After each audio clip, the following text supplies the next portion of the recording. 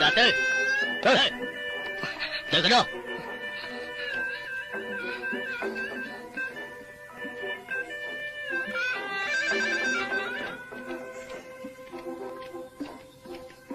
đợi lên tới tới tới đã tới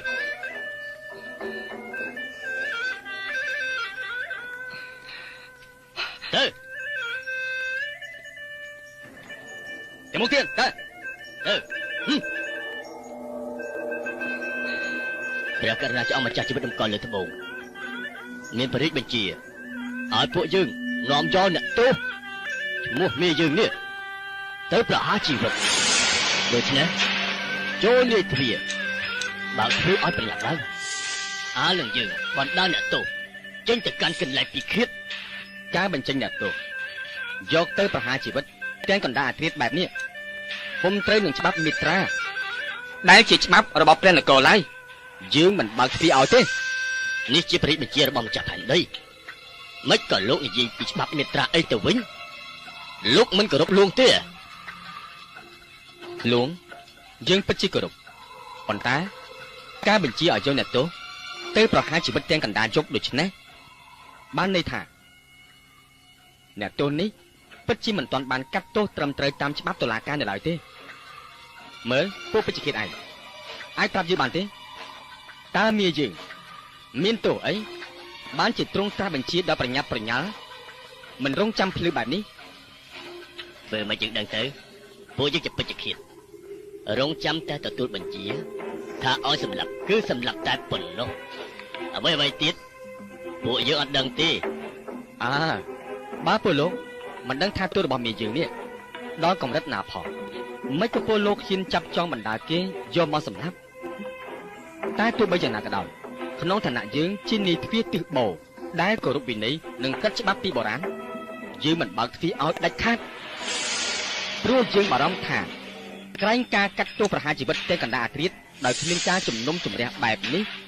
អាចនាំឲ្យមានការស្ដាយក្រោយដោយរឿងនិទានស្រីវៃស្កាខុសនោះជាក់ជាមិនខានឡើយនៅនាយទ្វារតើរឿងស្ត្រីវាស្កាខុសនោះតើវាយ៉ាងណាខ្លះទៅចូលអ្នកប្រញាប់និទានរឿងមកមើលរឿងនិទាននោះមានដូចតទៅមានសម័យកាលមួយមានស្ត្រីម្នាក់ចិញ្ចឹមសត្វស្កាមួយសត្វស្កានោះចេះណាស់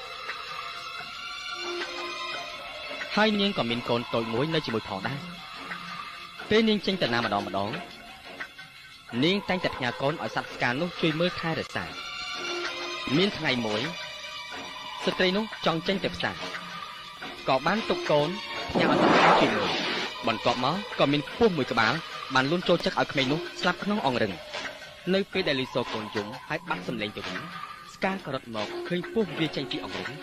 ទើបហក់ទៅខាំក្រញីពស់នោះភ្លាមហើយវាខាំពស់តតែស្លាប់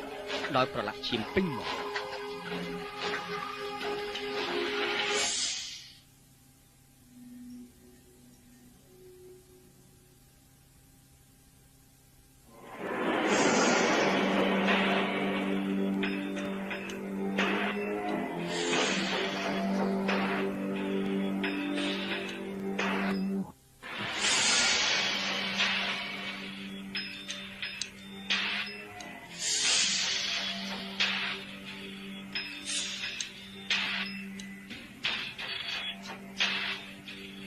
បន្ទាប់ពីខំពោះស្លាប់ហើយ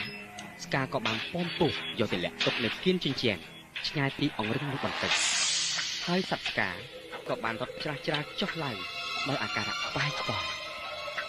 ស្ត្រីម្ចាស់